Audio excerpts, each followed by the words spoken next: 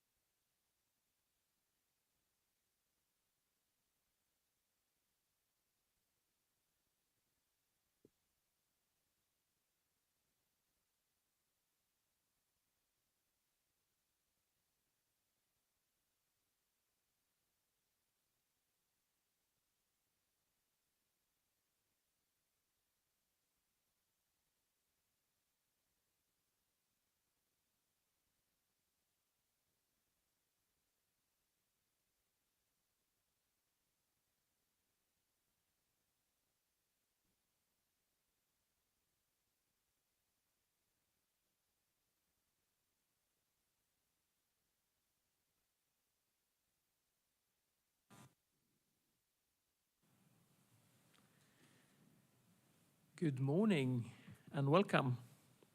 It's a great pleasure for me, on behalf of the Norwegian School of Sports Sciences, to welcome you all to this trial lecture in partial fulfillment of the requirements of the award of Doctor of Philosophy, PhD, in Sports Science. I'm Åge Radman. I'm the rector here at Norwegian School of Sports Sciences since 1st of August this year, and I will chair the two sessions here today. And in particular, I would like to welcome the members of the examination committee, Professor Anne Marte Pensgaard, Norwegian School of Sports Sciences, the chair, and Professor John Oliver, Cardiff Metropolitan University, United Kingdom, up there. Hello, John. good morning, all. Good morning. You can hear us? Perfect, thank you. Perfect, thank you. And Associate Professor Hilde Stokvold Gundersen, Western Norway University of Applied Sciences, second opponent. Welcome. And of course, the main person today, the candidate Lars Martin Tingelstad, who will give the following trial lecture: the effect of strength and conditioning training on physical performance and sports-related injuries in adolescent athletes. How knowledge can be applied to practice. Welcome up.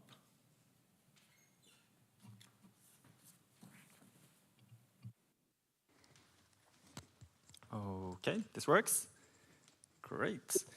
So thank you so much for introduction, and good morning. Welcome, everyone. First, I want to thank the committee for giving me such an interesting topic. It's really nice, it's broad, but it's really nice been digging deep into this. So here's what we're going to walk through today. We're going to start off looking at what is the physical demands of team sports, so what are required of the athletes. Then we look at the adolescent period and why this is such a unique phase in young athletes' careers. Then we'll have a look at the injury epidemiology of youth sports before we move on and look at how strength and conditioning can be a valuable tool for both reducing injuries and improving physical performance. And we'll finish off with a more of a practical side on why strength and conditioning can be also difficult to implement and what we can do about it. Starting off, team sports involve frequent, high-intensity efforts. This includes sprints, accelerations, decelerations, jumps, collisions, and more to it. This is interspersed by brief recovery period throughout a match. So well-developed physical qualities are highly important for performance. We also know that these demands appear to only be increasing, as we see here from the Premier League across 5 seasons, both sprint distance and high-intensity in distance increase. So to prepare our athletes, youth athletes, for what's to come is critical. And to do so effectively, we must first understand how they grow and develop during this time. Because adolescents are not mini adults. It's a unique phase. Their bodies are developing at high speed. This will also influence how we respond to training. During this time, both boys and girls go through rapid physiological changes. And they typically hit a peak in the growth rate around year 11 for girls and 13 for boys. In addition to this, there are large individual variations in how the tempo and timing of when this peak period hits. This is perfectly illustrated in this study from a Portuguese football academy on male athletes. And here we can see how the tempo ranges from short, intense bursts to slower, more extended periods. So you can see the red lines that are the athletes that hit the peak period quite early during this phase. Green lines are the ones that are on time. And then there's also those who mature much later during this period. Now, we know from research that physical performance do improve steadily throughout adolescence, and it's mostly because of biological development.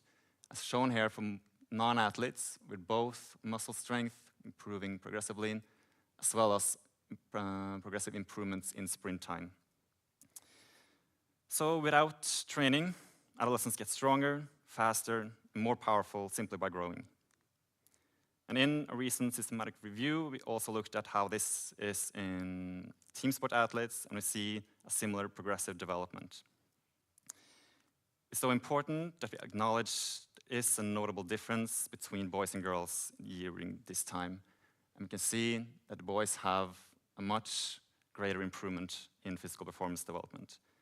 And this is mainly due to boys getting more significant rise in fat-free mass due to a larger increase in testosterone, whereas girls gain more fat-free fat mass, and then overall less improvement and earlier plateau. So now I'm going to look at the other side of this puzzle and what is probably the biggest downside of doing sport. In this study by Mooside and colleagues from 2018, they looked at the weekly prevalence of injuries, which is the proportion of a group that's affected, in this case by health problem, in any given week among youth athletes, and we are looking specifically at team sport athletes. In this study, they found a weekly prevalence of health problems, so which includes both injuries and illness, of 45%. Most of this was from injuries, and was even 22% of the cohort who reported substantial injuries, which are problems that lead to moderate to severe reduction in training volume or performance, or even complete time loss from sport, meaning not being able to participate in training or competition. And in a season, you can expect there is a 50% risk for any player to sustain a time loss injury, and studies even reporting as much as 70 to 90%. Now this will have consequences both on a team level and an individual level. So on a team level, this means that on a weekly basis, you can perhaps have half of your squad be in trouble with some kind of health problem and not being able to train 100%. And with a 22% weekly prevalence of substantial injuries, this means that in the worst case scenario, you may have 2 of your starting players not being able to compete. And this really matters, because we know from senior level, the player availability is strongly linked to both match performance and higher league rankings. So keeping athletes healthy is not just a medical issue, it's also a performance issue. And a good example of this is from the 2015-16 Premier League season, where Leicester City managed to overcome the 5,000 to 1 odds and won the title. And one of several factors, but one likely factor is that they managed to have the lowest total days lost to injury, so the coach were able to pick the best players in a given match. But injuries will also carry significant consequences on an individual level. Injuries can lead to substantial absence from both training and matches, and there are also a loss of development time. This can be critical in a vulnerable phase. Severe injuries have been associated with a significantly lower likelihood of reaching professional level. Particularly knee and ankle injuries have been associated with increased risk of early osteoarthritis, and this can reduce quality of life and activity level later in life. And injuries may also affect our identity, cause stress and anxiety, and in some cases also lead to dropout. Now, injuries rarely come from one single factor. It's multifactorial and usually interaction between several factors. Among these, we have on a team level both match factors and training factors, our environmental factors, and also on a player level, we have psychological, physical, and player characteristics. So all of this will likely in some way interact when an injury occurs. Some of these we have little to no control over, such as the weather and most of match factors. Yet others, particularly physical, like training load and also our fitness level, we may change through training and good practice. Some of these non-modifiable factors are particularly important when we talk about youth sport.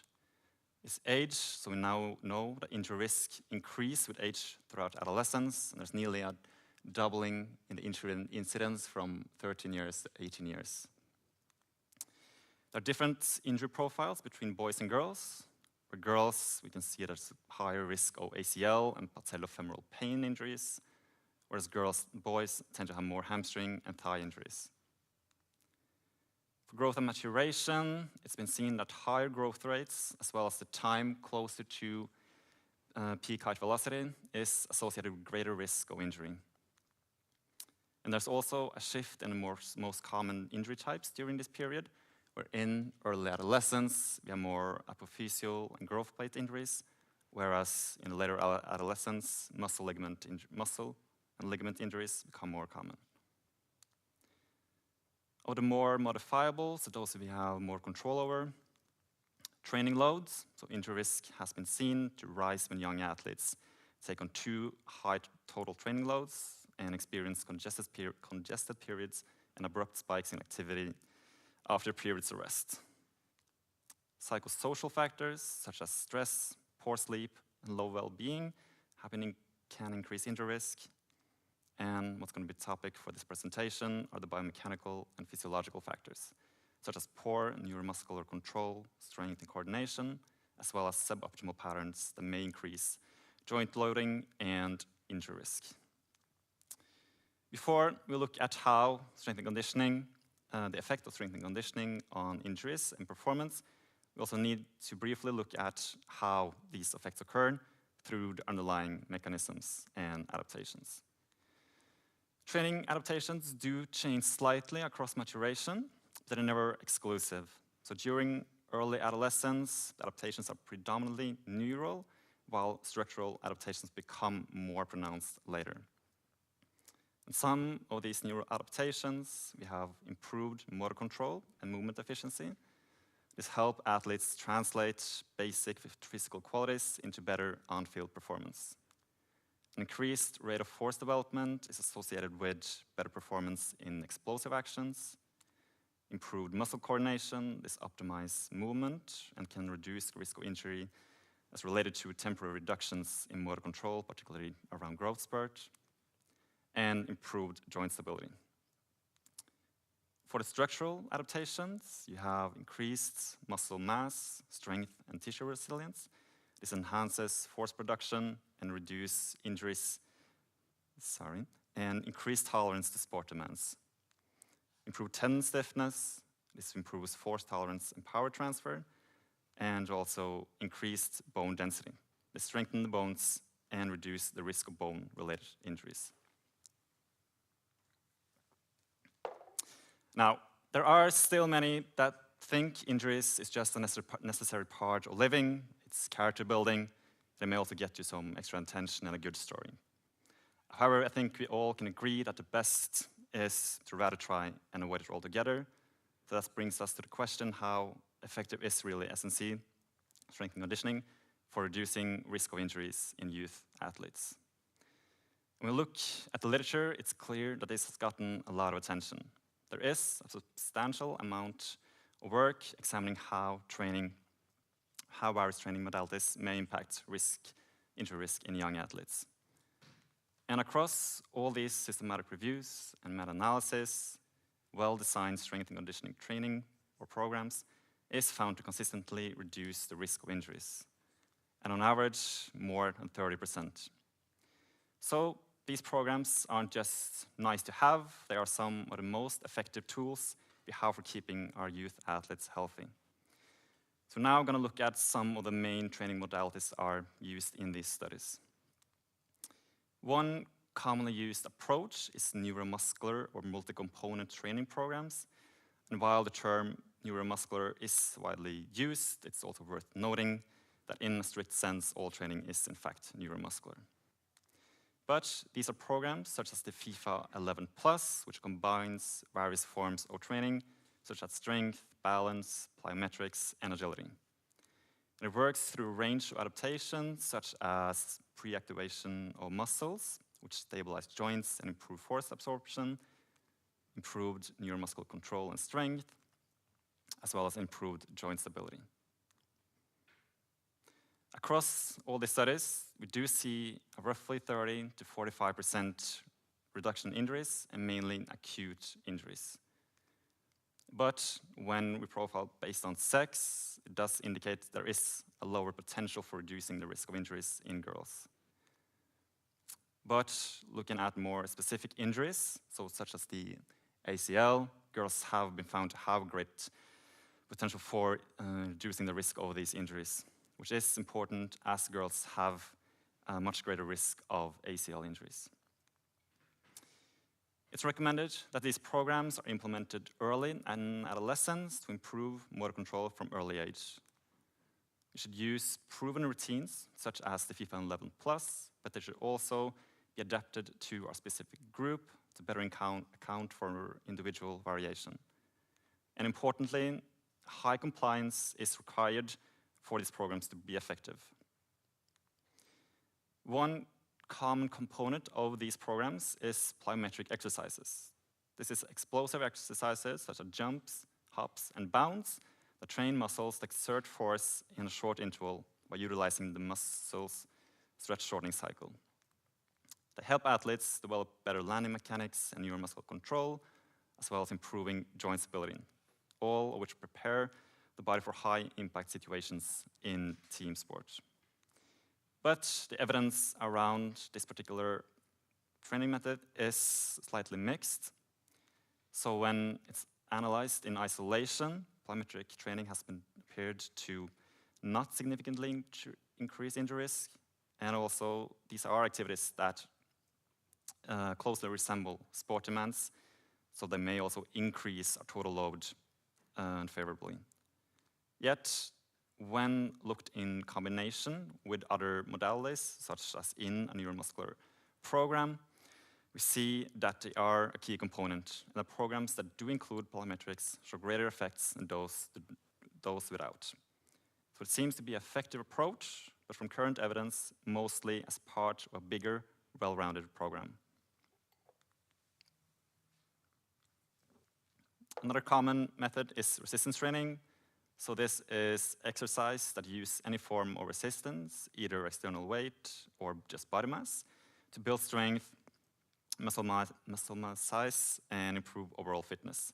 And it is widely cited as a safe and highly effective modality for reducing injury risk through various adaptations, including correction of muscular imbalances, increased muscle mass and strength and tissue resilience, as well as increasing bone density.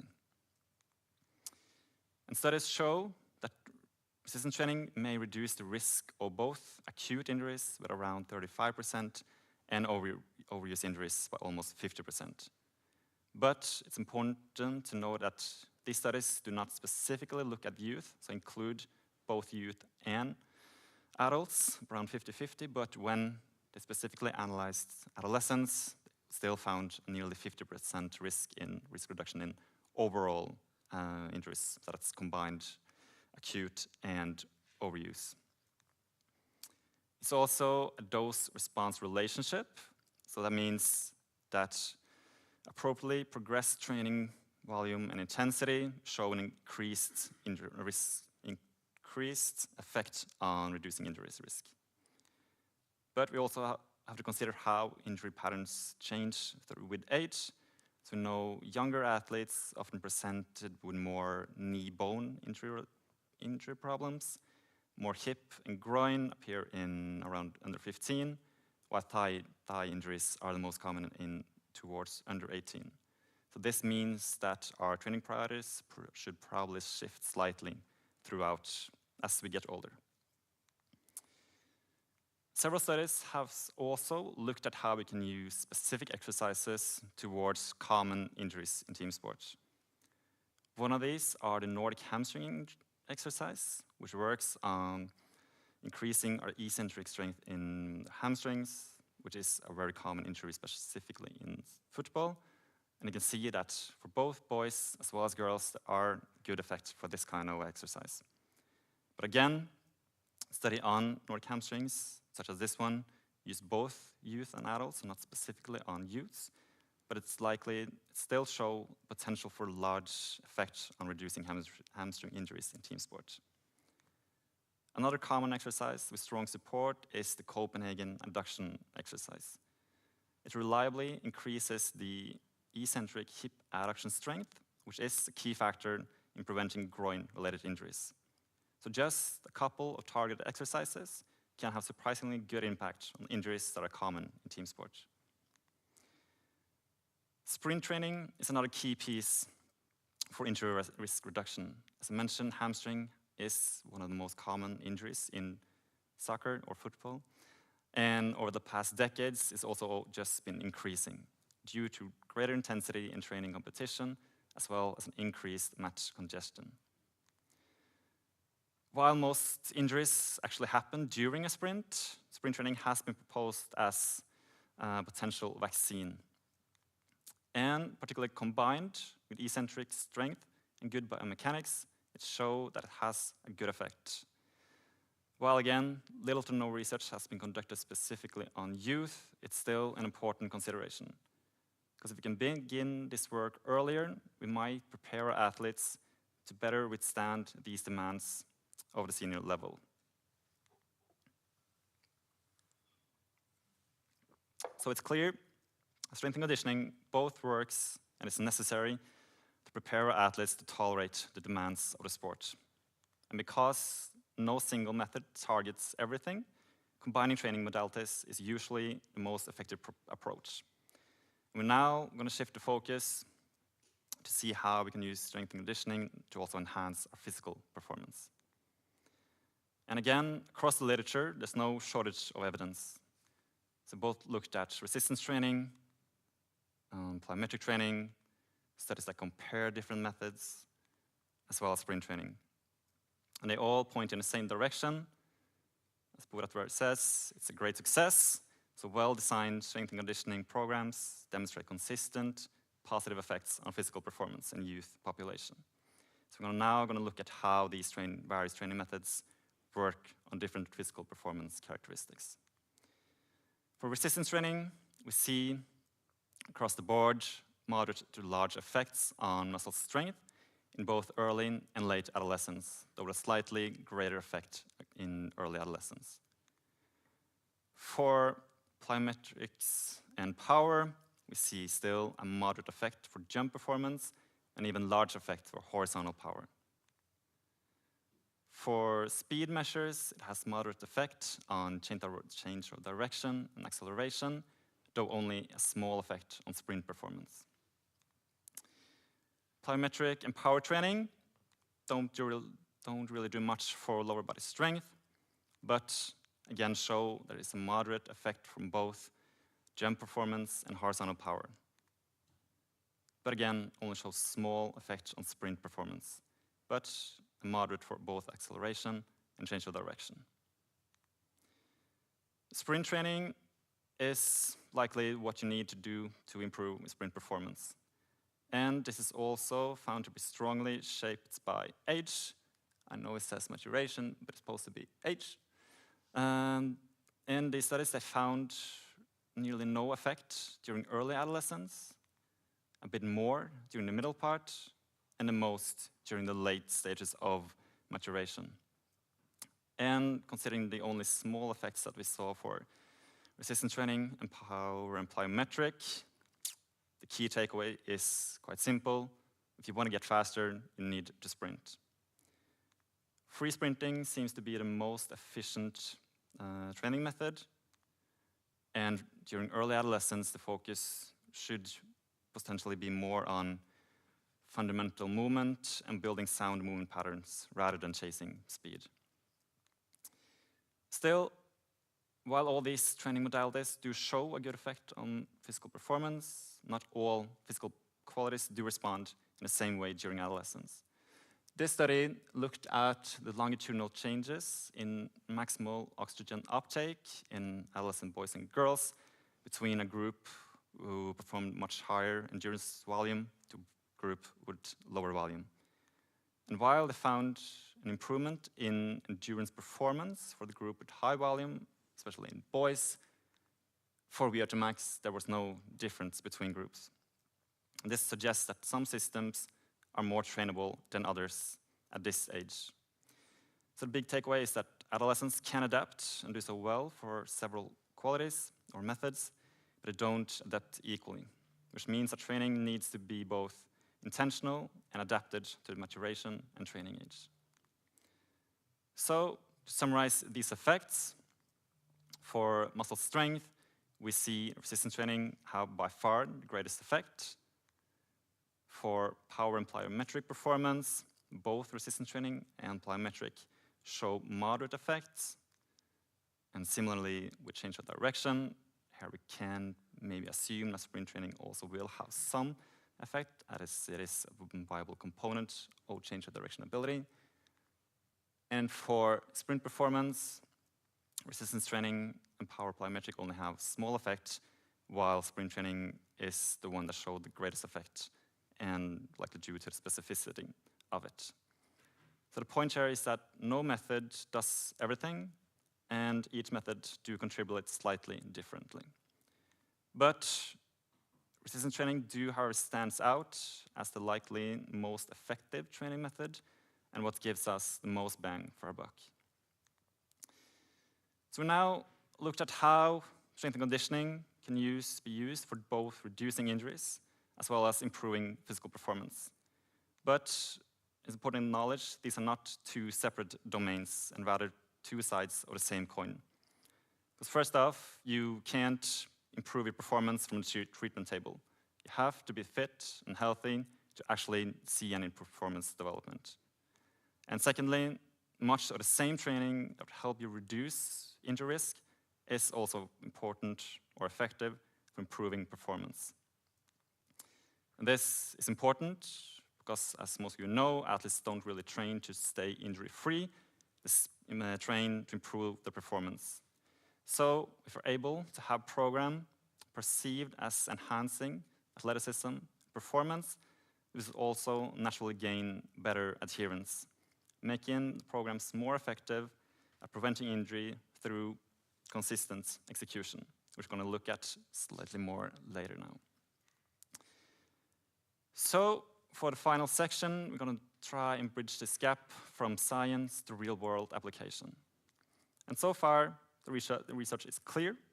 Strength and conditioning both improves performance and reduce injury risk in a controlled environment, so in a research setting, where we can manage a lot of different variables. But this is only half the story. What actually matters is how it translates to the real world, because even the best designed programs won't make an impact if the athletes don't actually do them. And we also know that programs such as neuromuscular training programs, that though it shows strong effects, often include multiple components, which makes it harder to know which one actually drives the results in practice. So we're now going to look at why translating the results from the lab or the research setting to the real world isn't always that easy, and what are the moderating factors and barriers for implementation. One reason we don't always see the same result in the real world as in theory is that we disregard the individual needs and training responses. We often use off-the-shelf products, such as the FIFA 11 Plus, but regardless of both age, maturation, and training level. But we know the training response are highly individual and also moderated by several factors. This includes biological age, so no maturation stage will influence how we adapt and what training we respond to. Training age, beginners improve quickly and from almost everything, while more experienced athletes need more specific and targeted training.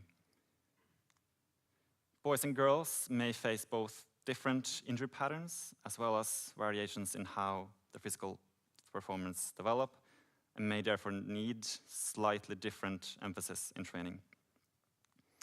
And lastly, there is high heterogeneity in the studies, meaning that the results vary largely between each study. This means that the average effects may often hide who actually benefits and who doesn't. And all of this reinforces the same point: a single program cannot serve every athlete equally. We need to adapt based on who's in front of us. And the single biggest challenge for implementation, it isn't the sets, the reps, or the exercise selection, it's adherence. Because even, as I mentioned, the best designed program only works if the athletes actually do them. And the evidence is clear. A high compliance is essentially to actually get meaningful results, particularly for injury risk reduction. Closely linked to this is consistency. These programs only work when we do them regularly, because when they drop off, the benefits also disappear quickly. So what actually drives compliance? We need to have the coaches on board, because if they don't believe in the program or see the value, it simply won't happen. We need good supervision, qualified supervision. This helps improve technical execution, keeps athletes safe, and as well as ensuring that the program is executed as intended. We need athletes' engagement. If the programs are boring, they'll die fast. We need then both enjoyment and variety in these programs to keep the long-term adherence. And as I also mentioned, when athletes feel the program makes them faster, stronger, improved performance, adherence also rises. And lack of time. I guess this will be a familiar sight for many of you. The calendars are just filled to the rim with school, training, matches, recovery, homework, friends. So there's simply no empty box where you can actually put in strength and conditioning. And if that just becomes one more thing to add, it will likely not happen. One way we can work around this is trying to microdose our training. So meaning we can sprinkle small doses throughout the week instead of large, long duration, 90 minute strength sessions several times a week. And also instead of trying to find what gives us the maximum benefits, which most studies try and find, I think it's a better approach at least start with what is the minimum effective dose. What can we do that actually still improve? What's the least we can do and still improve? The warm-up is a great place to start. Here we can get 15, 20 minutes of quality work 3-4 times a week. And in the long term, this will add up. And lastly, if we want a program to last long, it's important that we don't... Sorry, I'm going to start down again.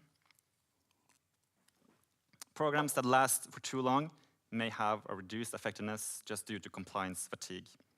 So if we can periodize short, focused training efforts phased in with lighter maintenance periods, this will help athletes to progress, and also minimize the total strain to both mentally and physiologically.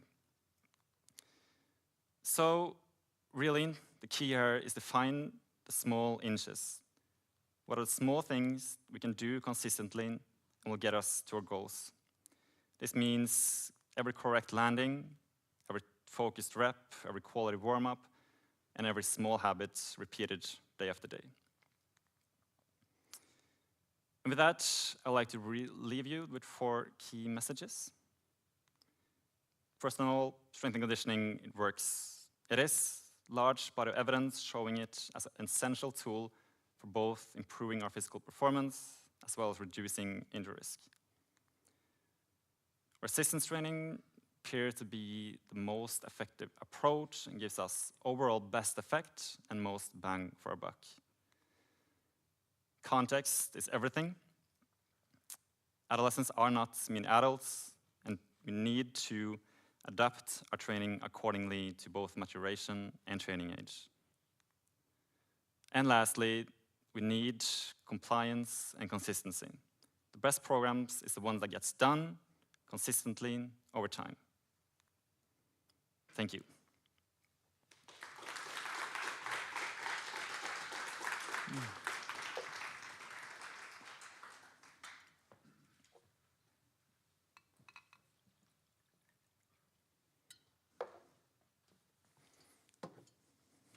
Thank you, Lars Martin, for a very inspiring lecture. And we have some time for questions, so I will ask John Oliver first, if you can hear us. Do you have any questions for Lars Martin? Yeah, hi Lars, thanks for that. Hi. Excellent presentation, very thorough. A question around individualization and how you choose to manage that or not when we're working with young athletes. So you mentioned we have these big off-the-shelf training programs like the FIFA 11 Plus, but then also maybe ideally we try and individualize training because of different reasons. One of those reasons might also just be individual constraints, how one child moves compared to another, for example. Do you think there's any value in screening young athletes for things like their movement patterns, biomechanical properties, to then identify individual risk factors and adapt training based on those, or practically is that too difficult to manage? It's a good question. So if I got it right, you're asking if we can use like functional movement screens to look at their movement efficiency or deficits, and how we can characterize our athletes based on that, and then individuals training. It's a difficult one. I believe that a lot of the movement, maybe inefficiencies that we can see in parts during maturation, they will grow into. So if it's nothing too major, I wouldn't use too much time on it. But if you see that someone maybe move in a way that's far off how it may or should look at in a given time, then it will perhaps be valuable to invest some time in it. And you also mentioned earlier on that young athletes might become more at risk of injury as they're going through their growth spurt and around peak height velocity. Is there anything you would advise coaches to do then to modify training in any way to help reduce injury risk? So I think if you have a good system where you're able to measure maturation in a good way and have some overview or actually where your athletes are, then if you have a group that's in this phase where they are increased risk, you can potentially modify your training volume, not necessarily reduce it, but change maybe more of the field-based training where they are likely to be, the risk is likely to be higher, with perhaps more strength and conditioning or other training methods that we can use in this time when we know the risk is a bit higher. Yeah, sounds like good advice. I mean, those high growth rates and a lot of sort of repetitious field-based training can be a risk. I also just wondered, you pointed to some of the review work on sprint training, which suggests that the pre-adolescents didn't respond very well to sprint training. What's the overall message around how young we should start training children with strength and conditioning to try and either improve performance or reduce the risk of injury? So you're asking at what age it's recommended to begin? Yeah, what age and maturity? So some of that research was pointing to a limited response in pre-adolescence. So should we wait till children are more mature, or can we start when they're younger and less mature? I think I was actually planning on having a slide on like when it's correct time to begin and all the myths that we have to wait before a certain time. I know they at least recommended that whenever they are actually fit to start it and have, I want to say it, when they are able to actually perform the training in a good manner and a safe manner, it's what's like the most important time before they can get into it, but also will then depending on having qualified supervision, so someone that can follow this up and actually make sure they are performing the training in a correct way and on a safe way. Yeah, I think that's good. And the correct and safe way for me is how those athletes are moving a lot of time. So just making sure that they're showing nice movement mechanics and embedding those from a young age. So thanks for the advice. Thank you, John Oliver. Maybe the second opponent want to on questions before we finish this trial lecture? Yes. Can you hear me? Yeah. I have one. But first of all, thank you for a great trial lecture. How do you suggest to organize strength training in team sport athletes? You have told a little about it, but strength training, weight training, when do you suggest to start? And do you suggest that boys and girls start at the same age? So to answer the first question, when to start, I think it's a good idea if you have the option to just start as soon as you can. Work on, you don't have any heavy weights, just work on technical execution and just getting the movement patterns in and trying also to do it in a fun way. Because if you start at 10 with doing strength training in a structured manner and your squats, and you're probably going to be tired of it when you're 15. So getting the long-term adherence there as well. Difference between boys and girls.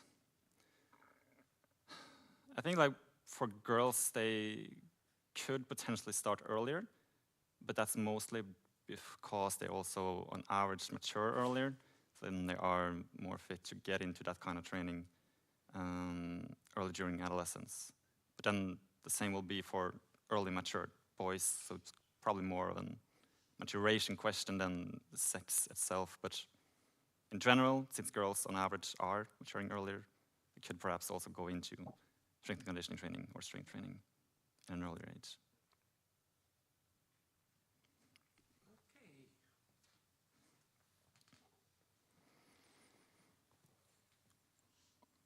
So thank you for the trial lecture. We give you an applause.